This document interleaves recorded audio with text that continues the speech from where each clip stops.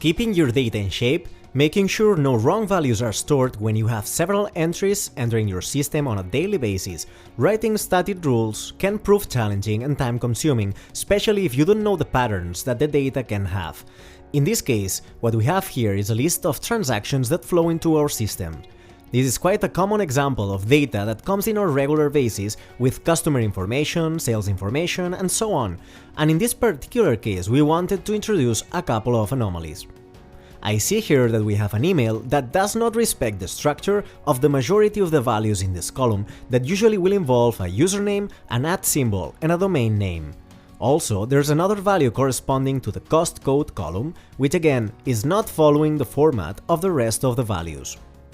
So what I'm going to do is navigate to the output job, run on this dataset, and what we see is that it found different anomalies.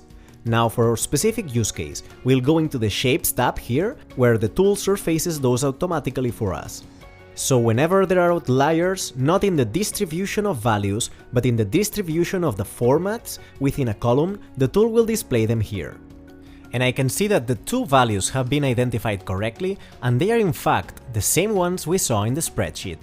So in just a few minutes, the tool automatically detected these from all of the data entries. On top of that, we can fine-tune those results, and we can adjust the occurrence percentage, formats per column, and character length, as well as being able to include or exclude specific columns. And this is how Collibra data quality and observability really helps us catch those data anomalies, usually caused by manual errors, and we can initiate remediation actions right away.